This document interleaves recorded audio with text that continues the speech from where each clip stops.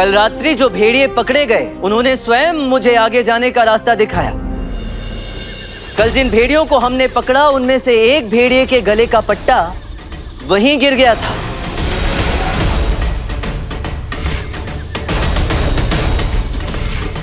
ये देखिए महाराज, इस पट्टे पर भेड़िए के स्वामी का चिन्ह अंकित है।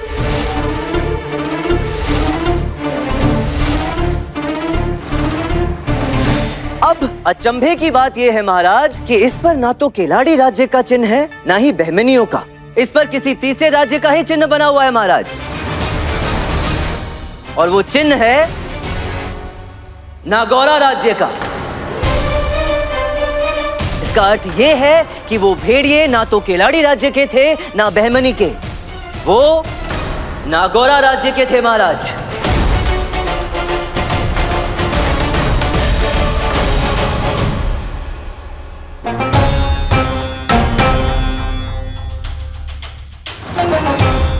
ये तो नागौरा साम्राज्य क्यों?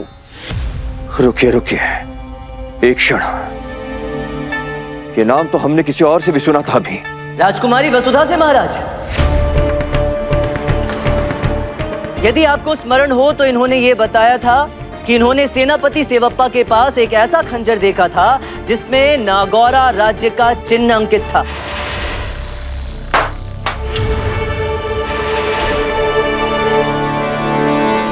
और ये इस बात से बड़ी असमंजस में थी कि इनके राज्य के सेना प्रमुख के पास नागौरा राज्य का चिन्हित खंजर कैसे हो सकता है।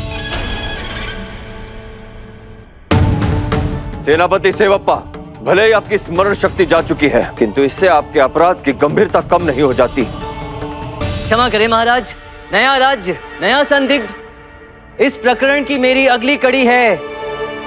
कृपया उन्हें ले आइए।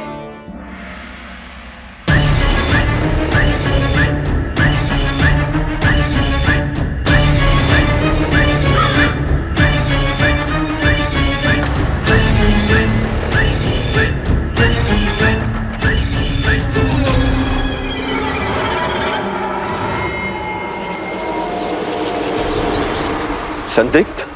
ये तो एक छोटा सा बच्चा है पंडित रामकृष्ण। देख लीजिए, सब देख लीजिए। भूमिका तो ऐसे बांध रहे थे जैसे पता नहीं कौन सा हिम मानव प्रस्तुत करने वाले। पंडित रामकृष्ण ये है कौन? बताता हूँ गुरुवर। महाराज, ये मुझे जंगल में मिला।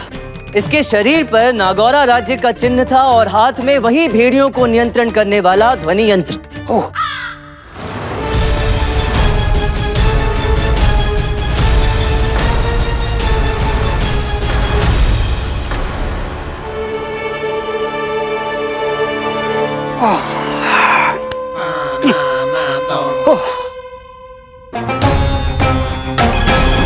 मुझे संदेह हुआ कि यही है जो भेड़ियों को नियंत्रित करता है,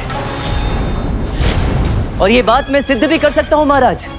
किंतु उससे पूर्व मैं केलाड़ी प्रभारी से ये जानना चाहूंगा कि यदि ये अपराधी सिद्ध होता है तो ऐसे देशद्रोही के साथ क्या किया जाना चाहिए। पंडित रामा, हम तो यही कहेंगे कि ऐसे गद्दार को आजीवन कारावास में भेजा जाए। क्षमा करें महाराज चौडप्पा, किंतु मेरा ये प्रश्न केलाड़ी राज्य के वर्तमान मुखिया से था, आपसे नहीं। परंतु केलाड़ी के मुखिया तो हम ही हैं। हाँ, आप होते यदि आप अब भी केलाड़ी राज्य के सिंहासन पर विद्यमान होते, किंतु आपने तो राज्य ही त्याग दिया। अब ऐसी स्थिति में महाराज, राज्य के नियम के अनुसार एक राजा की अनुपस्थिति में उस राज्य के देशद्रोही को दंड सुनाने का अधिकार किसके पास होता है?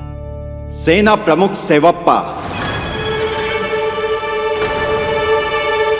अच्छा, तो सेनापति सेवप्पा ये सुनिश्चित करेंगे कि इस देशद्रोही को क्या दंड दिया जाए। सेवप्पा महोदय, आप इस लड़के को पहचानते हैं? नहीं। उचित है।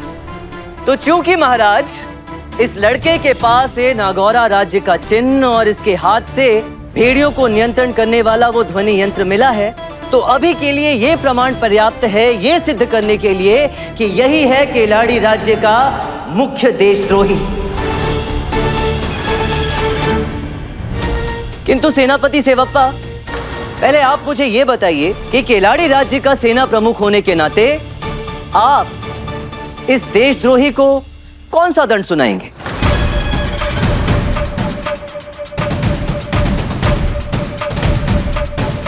आपको पूर्ण विश्वास है कि यही अपराधी है? मतलब हमारा मतलब है महाराज, आयु तो देखिए, अभी छोटा है।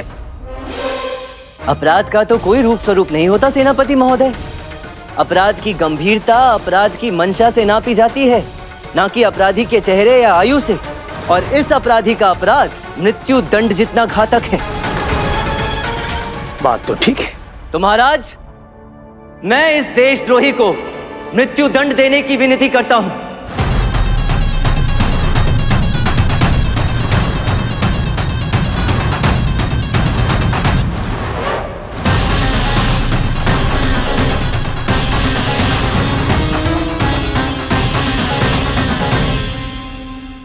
इसे फांसी दे दी जाए।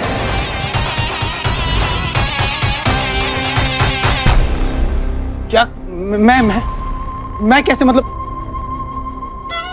गुरुवर, आप सही कह रहे थे। सेनापति सेवप्पा अपनी स्मरण शक्ति खो चुके हैं। इस मानसिक अवस्था में ही नहीं है कि इस प्रकार का कोई बड़ा निर्णय ले सके। आप महासम्राट हैं महाराज, अब यह निर्णय आप ही को लेना पड़ेगा। तो महाराज, इस देशद्रोही को मृत्यु दंड सुनाएं। नहीं महाराज, पिताजी रोकिए नहीं इन्हें।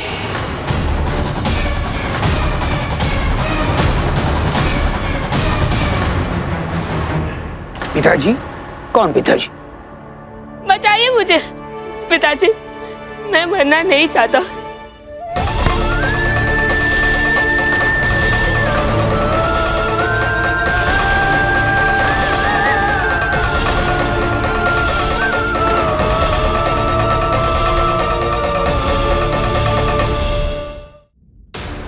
अरे बेटे, ऐसे नहीं होगा तुझे, मैं कुछ नहीं होने दूंगा तुझे। मेरे होते हुए कोई कुछ नहीं कर सकता बेटा, तू डर मत। पिताजी? जी महाराज, सेनापति सेवप्पा का एकमात्र पुत्र, जिसे मैं ही यहां लेकर आया था, ताकि सेनापति महोदय के स्मरण शक्ति जाने के इस नाटक के सत्य को सबके सामने ला सकूं। प्रमाण सबके सामने है। सेनापति सेवप्पा की स्मरण शक्ति कभी गई ही नहीं थी। ये इनका नाटक था, एक प्रपंच था।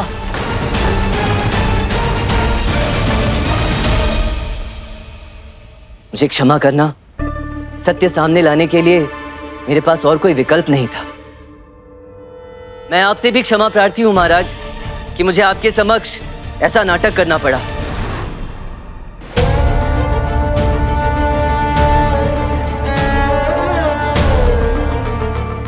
महाराज, ये सत्य है कि मैंने अपने स्मृति खोज देने का नाटक किया था, परंतु यह आरंभ से नहीं था महाराज। जब आप और पंडित रामा मुझे गुफा में मिले थे तो मैं वास्तविक रूप से शून्य था। जब मैं खिलाड़ी राज्य पहुंचा तो धीरे धीरे मेरी स्मृति वापस आई और मुझे सब कुछ याद आ गया था महाराज। तो ये बात आपने हमसे छुपाई क्यों? प्रयास निस्संदेह अनुचित था पंडित रामाकृष्ण, परंतु मंशा नहीं। हाँ, इस बात को मैंने छुपाया महाराज, क्योंकि इस प्रकरण की सच्चाई को मैं जानना चाहता था अपने स्तर से। मैंने इस बात को गुप्त रखा महाराज, ताकि वास्तविक अपराधी मुझे अपने खतरे के रूप में ना देखे और एक दिन मेरे सम्मुख आकर अपनी सच्चाई उगल दे। शिवप्पा, तुम कितने ओछे इंसान। हम में से एक को पकड़ने के लिए तुमने इतना बड़ा स्वांग रचा। छे, धिक्कार है तुम पे। अरे हमारी निष्ठा, हमारी ईमानदारी का कोई मोल नहीं है तुम्हारी दृष्टि में। अरे आप तो मत बोलिए तांत्रिक महोदय, आप सबसे बड़े धोखेबाज निकले। खिलाड़ी राज्य के लोगों को उल्लू बनाने चले थे आप। देख, बोल कौन रहा है? जो सबसे बड़ा स्वयं चोर है। वाह, पहले हम पे संदेह किया, अब अडोनी पर। गिरगिट भी इतनी जल्दी रंग नहीं बदलता धर्मसेना। ऐसा नहीं है राजकुमारी, मैं बस शांत हो जाइए आप लोग और अपने आप को नियंत्रण में रखिए। ये दोषारोपण का नहीं, सच्चाई तक पहुंचने का समय है। पंडित रामा को अपना कार्य करने दीजिए। रामा, आप अपना कार्य करिए। जी मंत्री भाई।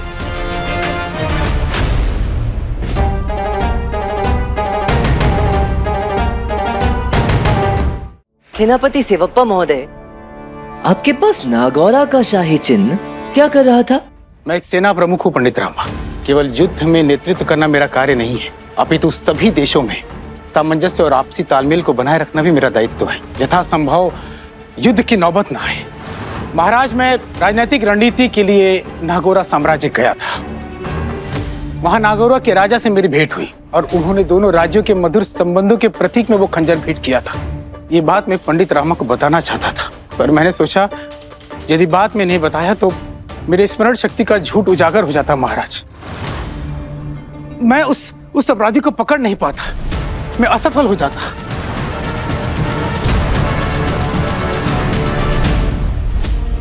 और भेड़ियों के पट्टों पर नागौरा राज्य के शाही चिन्ह का क्या? उस विषय में क्या कहेंगे?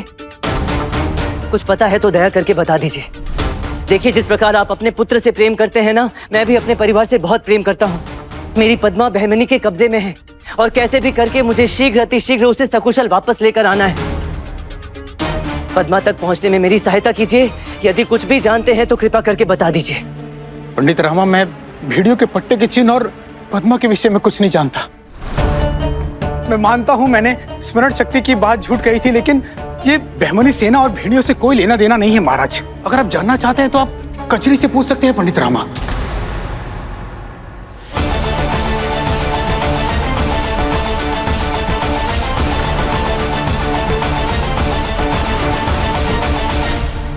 वो जंगल वाली महिला? हाँ, वही। आप उन्हें जानते हैं? मुझे अच्छे से स्मरण है, मैं जब जंगल में भेड़ियों की खोज में गया था तो मुझ पर आक्रमण हुआ था और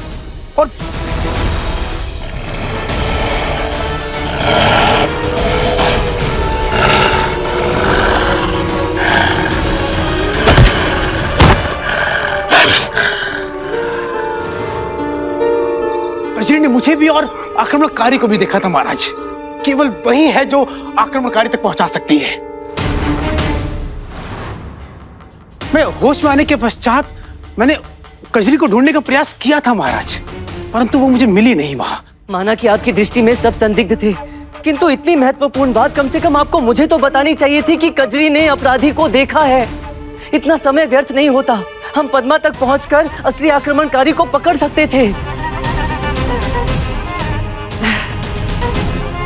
पंडित रामा, आप कजरी को खोजिए, आप उन्हें यहाँ लेकर आइए, वही मुझे दोष मुक्त सिद्ध करेंगे। आपको पद्मा तक पहुंचा सकती है। वास्तविक अपराधी कौन है इसका मूल सूत्र भी वही देगी। आप समय विलंब मत करिए, आप अपने सैनिकों को भेजिए, उन्हें बुलाइए। पंडित रामा, ठीक है सेवप्पा, कजरी को लेकर आते हैं।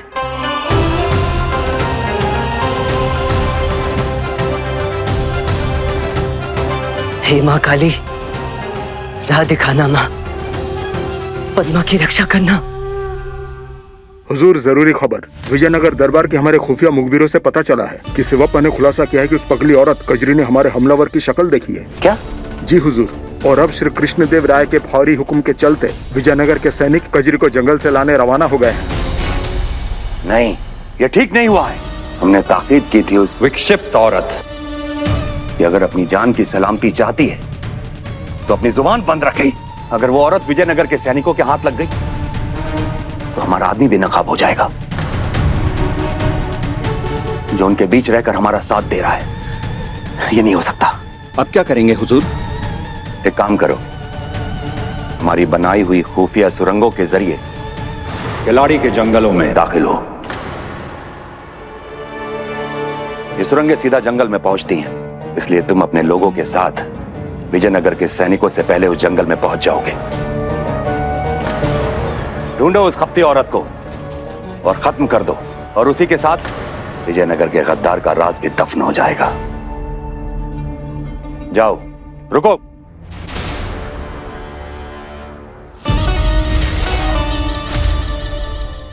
आपको इस प्रकार अचानक यहाँ लाने के लिए हमें खेद है देवी कचरी, किंतु एक आप ही है जो इस समय हमारी सहायता कर सकती है। कजरी, इधर मेरी ओर देखिए। आपने पहचाना मुझे? उस दिन जंगल में आपने मुझ पर हमला होते हुए देखा था। कुछ स्मरण हुआ आपको? हाँ, स्मरण है। देखा था आपको, आप पर हमला होते हुए।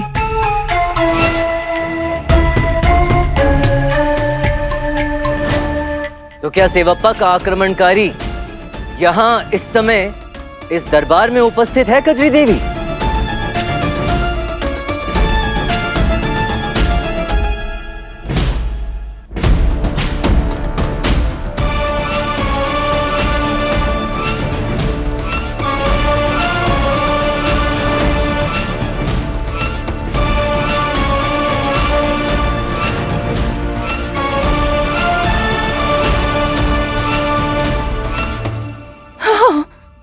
वो यही है।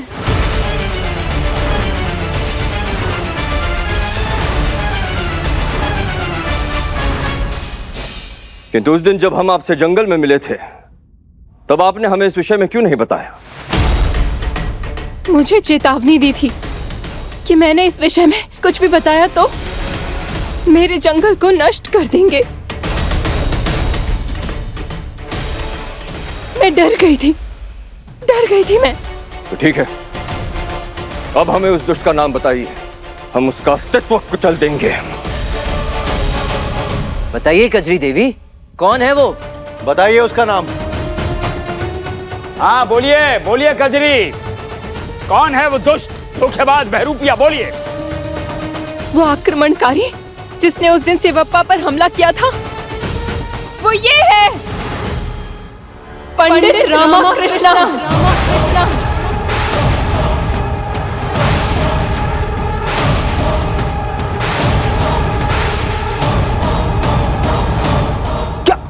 क्या बकवास? ये कैसे हो सकता है? ये हो ही नहीं सकता। यही है वो जो भेड़ियों को नियंत्रित कर रहा है। यही है वो विश्वासघाती जो बहमनी से मिला हुआ है महाराज। तुम लोग वापस क्यों आए हो? मैंने किसी को नहीं बताया कि बहमनी सैनिक वापस जंगल आ चुके हैं। मेरा विश्वास करो और भगवान के लिए ये सब नष्ट मत करो। विजयनगर सेना किसी भी क्षण यहाँ पहुँचती होगी तुम्हें अपने साथ ले जाने के लिए। वहाँ पहुँचकर तुमसे 1000 तरीके के सवालात किए जाएंगे, लेकिन तुम्हें हर बात के लिए पंडित रामा को मुजरिम ठहराना है। साबित करना होगा सारी साजिशों के लिए पंडित रामा ही जिम्मेदार है, नहीं तो तुम्हारा ये सारा जंगल जलाकर खाक कर देंगे। नहीं, दया करके ऐसा कुछ मत करना। तो जैसा कहते हैं वैसा करो। सारे इल्जाम पंडित रामा पर लगाओ और उसे मुजरिम ठहराओ। ये सच कह रही है।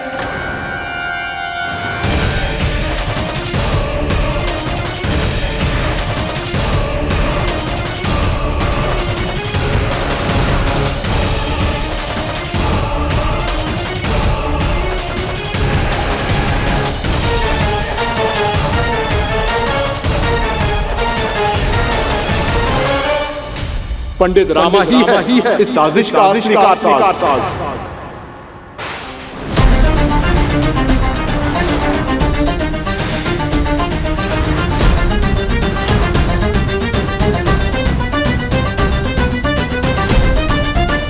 महाराज ये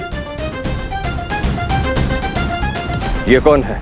बहमनी की खोज में पूरे जंगल को खंगाला जा रहा है महाराज। वहाँ पर हमने इसे संदिग्ध अवस्था में छुपते हुए पकड़ लिया। हम चाहते हैं कि तुम विजयनगर सेना के हाथों पकड़े जाओ, और जब वो तुम्हें पकड़कर दरबार में कृष्णदेव राय के सामने पेश करे, तब तुम हमारी चाल का अगला कदम बढ़ाओ। जब हमने इससे कठोरता से पूछताछ की, तो इसने स्वीकार कर लिया कि ये बहमनी का सैनिक है। महाराज, कजरी सच कह रही है कि ये तमाम साजिश इसकी रची हुई है। इसने आपको विजयनगर के सिंहासन से उखाड़ फेंकने के लिए हमारे मालिक के साथ हाथ मिलाया है।